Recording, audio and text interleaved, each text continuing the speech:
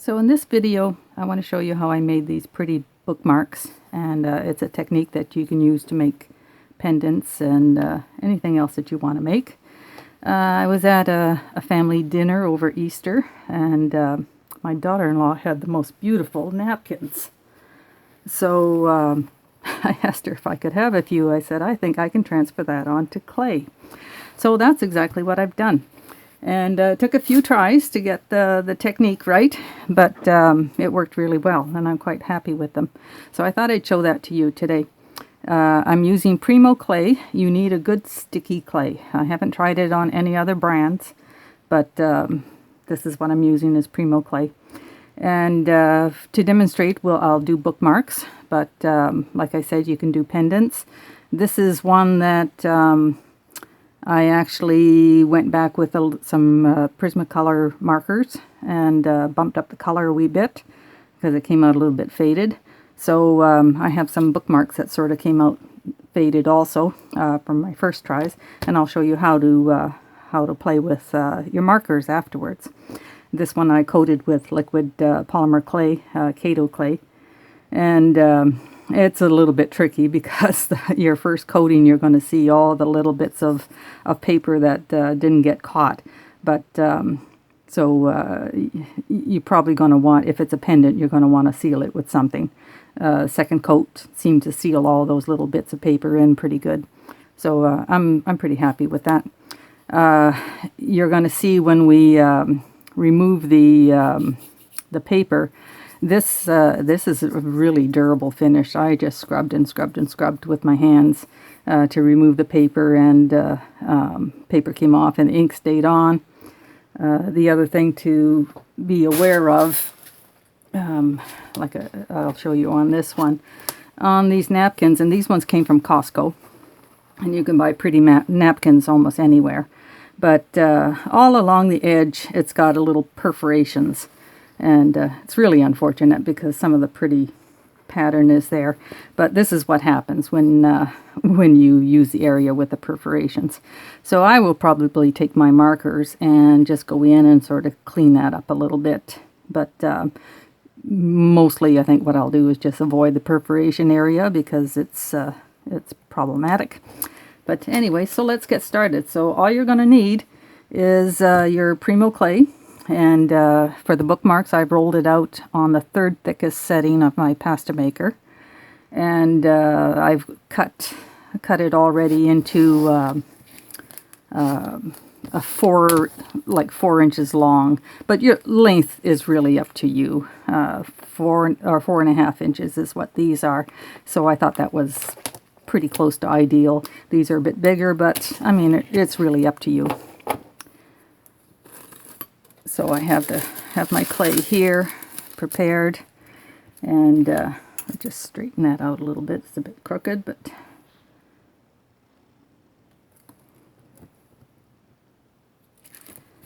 okay. And then the width of them is, again, up to you. I didn't even measure it, but I'd say probably an inch, slightly more than an inch. So I'm just going to divide this into as many sections as I get out of this piece of clay.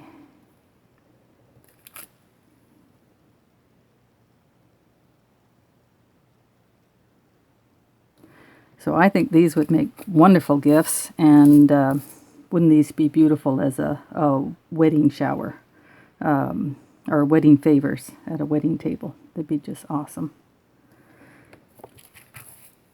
So I've got 4 pieces here. And I'm going to use one of these bootlace ferrules to put a hole in there already. The hole you put in is going to be determined by whatever cording you want to use. You could use rat tail, or you could use the t-shirt yarn that you've made, or this is all done with sari ribbon. And I just had these metal big hole beads, but certainly you could do a nice polymer clay bead right there.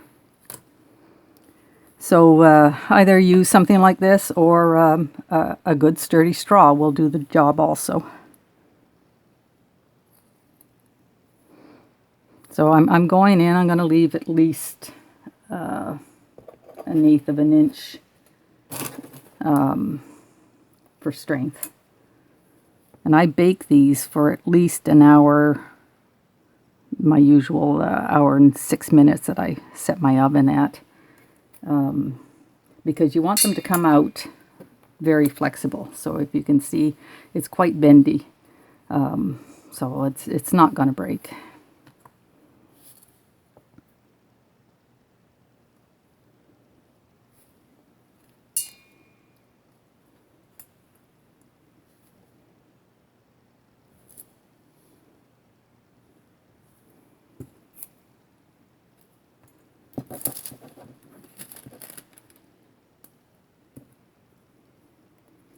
So then I'll take my napkin and cut a section.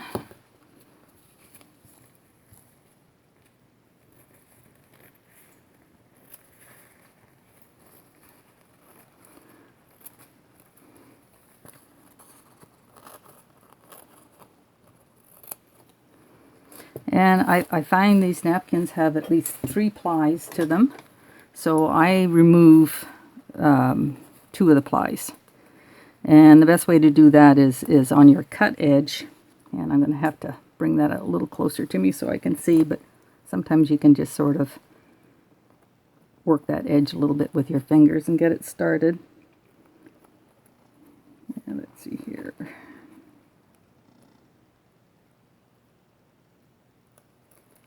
Just get a tool in there and help you find that edge.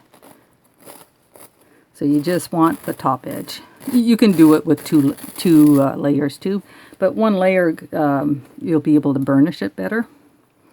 So I'm going to separate some of these bookmarks.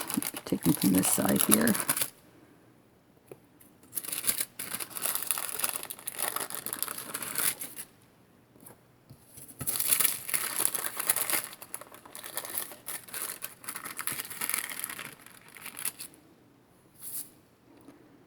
And give myself just a little bit of spacing, and I can probably do 2 at the same time. So I'm going to lay this pattern down, and you can see right through it, so you'll be able to tell exactly where you want it.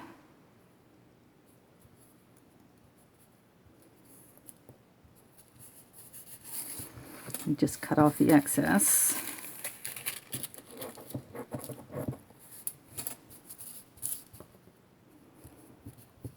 And then I'm going to take a piece of patty paper, or use a piece of parchment paper or some type of paper that's thin that you can see through, and I'm just going to burnish that on with my fingers. And I want to make sure I don't get any wrinkles in it, and get good contact with the clay. And you could do these one at a time, but it's just as easy to do 2 if your pattern will allow it. So burnish that on good. And then I'll flip it over. And I'm working on a piece of wax paper, so you really want to work on some type of paper that helps you pull it off, so you don't have to get a blade underneath and distort it. So now I'm going to cut another piece. Sorry, I keep hitting my lamp. And let's see, I'll try to avoid that perforated area.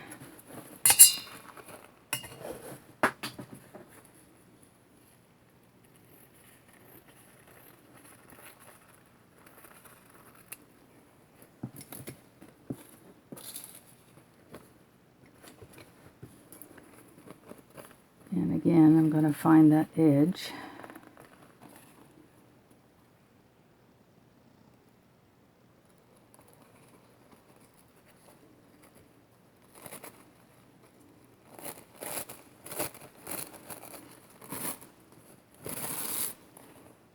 And then I'll put the ink side down.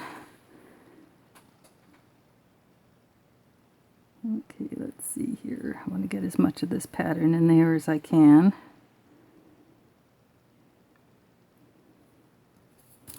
Okay, then when you're happy with it, and I could have cut that apart and put it in a little bit, you know, if I'd wanted this whole flower a little bit more prominent, I could have cut it apart and done them one at a time. So I'll take that piece of paper again and burnish that. The burnishing is really what makes this work.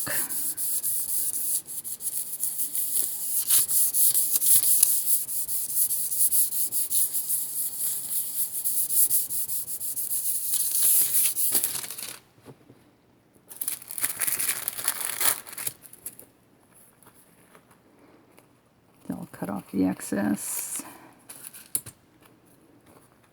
And that can be baked just like that. So that's basically all I'm doing. So that's the bookmarks. I won't do the other two because it's kind of redundant to do it. But maybe we'll do a pendant. So that's going to go on my index card and in the oven, and I'll cover it with my baking tin and bake it for an hour and 6 minutes, counting the preheat time because I don't preheat. So now I have another piece of sticky white. This one is done on a number 1 setting for the pasta, so that's my thickest setting. And I'm going to cut out a circle. Let's see. So I'll cut out a circle, and you could actually even use a piece of paper and get that beveled edge.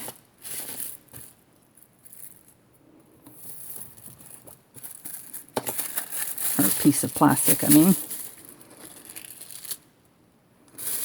So then I'm going to look at my napkin, decide where I want my image to be, and give me a bit of a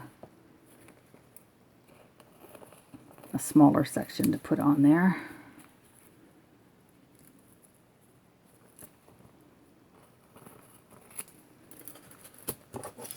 And again, take off the extra plies.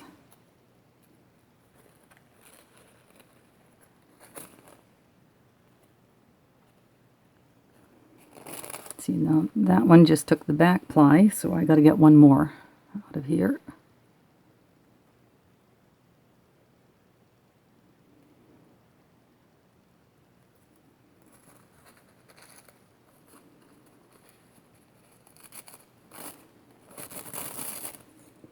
There we go. So I'll put this down, see where I want it. I know I want some of the flower petals showing, so let's go maybe here. Take my little piece of paper to burnish it on.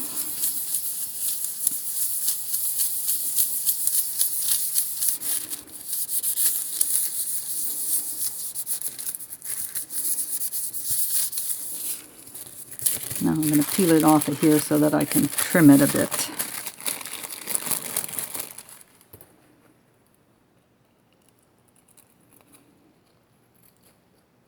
Leave a bit of an edge if you want to try to get that pattern to wrap around.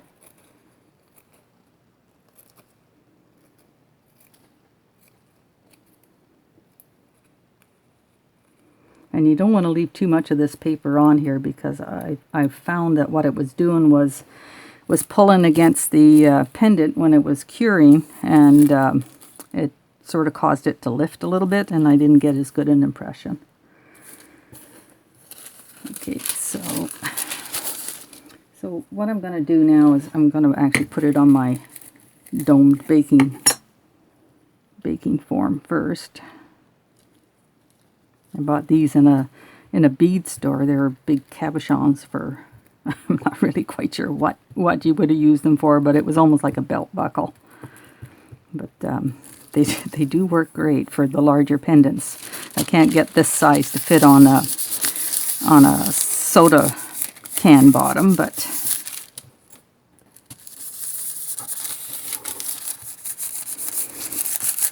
so whenever you're doing curved pendant like that, it's really important to get the edges to stick. Otherwise you get kind of a ruffled edge look and just won't work for you.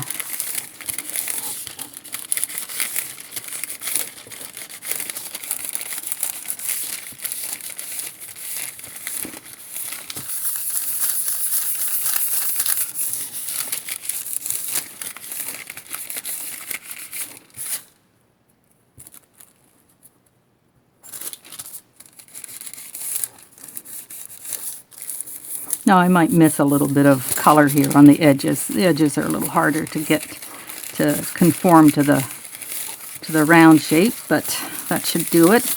So that's going to be cured also with the bookmarks, and I will be back when it's all cured and I'll show you how to take the paper off. Okay, I'm back. So this has been cured and I let it cool down completely. And I think it's important to let it cool down. I don't think you want to put the pieces in when the ink is hot. You don't want to put that in the water. So I'll put this one in the water, and I've already put the other two pieces that I did in here, and they've been sitting here soaking for probably at least a good half hour. So you're just going to use your fingers and just start to rub off that paper. So it's going to take quite a while. When I was doing the previous ones from last night, I sort of had the bowl of water on my lap while I was watching a movie, and I would say it takes at least 15 minutes to rub it all off. I did try on one of them to sort of hurry it along with a little bit of a scrubby, but it took off too much ink. So you don't want to do that. So I'm just going to do part of this for now, and then you'll see. Let's see if we can get at least one side off.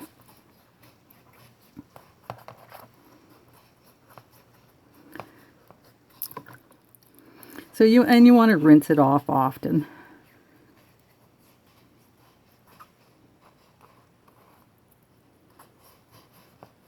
But it's pretty durable. You can even really scrape it with your nails and not do any damage.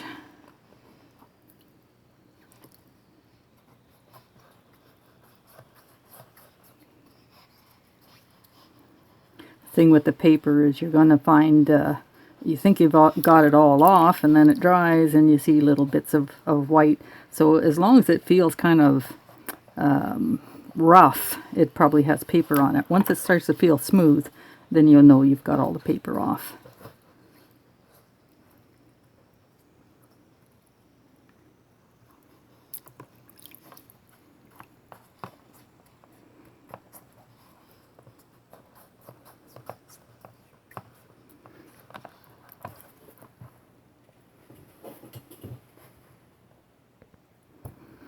So I also take a terry cloth, and that's going to help quite a bit to get the paper off.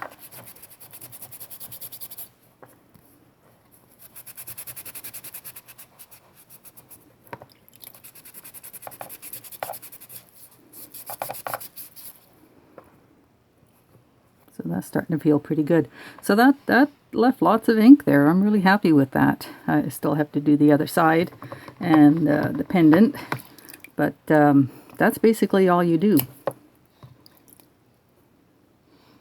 So while I got a minute, I just want to show you how if you don't get the transfer you want, or even if you do get the transfer you want and you want to kind of bump up the color, I'm going to show you how I use markers on it.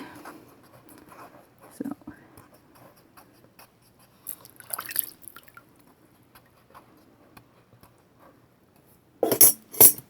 let's just get this paper off of this one real fast.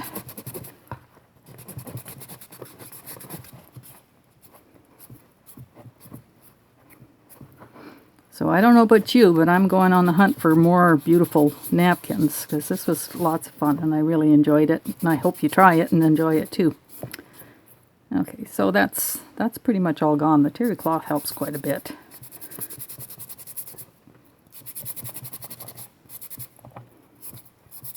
So these are pretty durable. When I do the bookmarks, I always tell my friends that I give them to, or customers or whatever, that you know, if you're reading in the bathtub and it falls in the bathtub, it's not gonna be a problem. You don't really need to seal them at all. For jewelry you might consider it, but that's not coming off, you know. I think that's pretty good. So anyways, I'll put that away, and then I'll work on one of the older ones with the markers.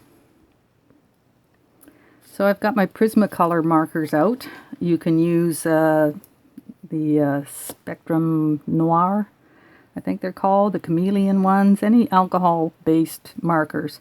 You might even be able to use Sharpies, I'm not really sure. But anyways, I have these Prismacolor ones and I just love them. And to help blend the colors, I'm using a water brush. This is a koi water brush, and it's filled with alcohol. So that'll help me just blend things out. So it's just a matter of choosing your colors, and I'm using the brush section, and then I'll just kind of bump up some of these colors.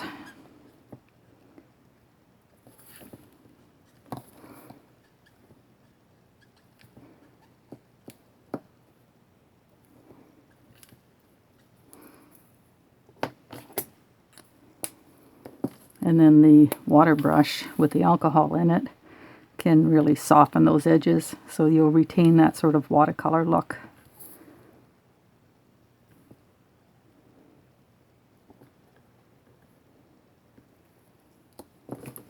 Let's try blue. So I'm using the thicker brush section. Caps are so hard to get off. Here we go.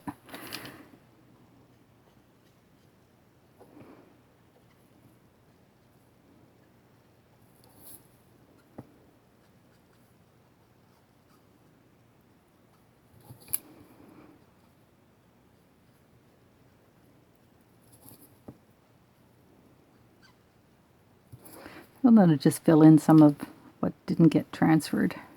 Put your own ink in.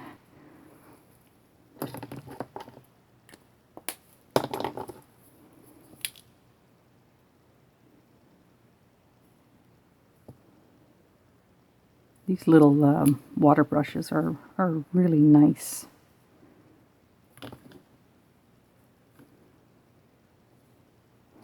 So I could play with that for hours and test it in water afterwards, I guess, to see how permanent it is. It should be okay though, because alcohol ink won't come off in water. So I don't think I'd even seal these, though you could.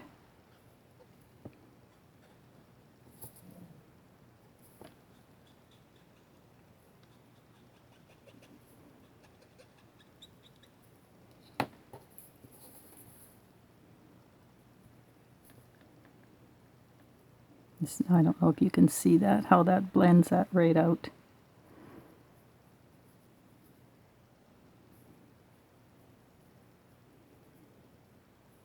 So you get really quite a lovely effect. So anyways, that's an easy transfer with napkins. Hope you enjoyed that, and make lots of them, and I'll see you next time. Bye.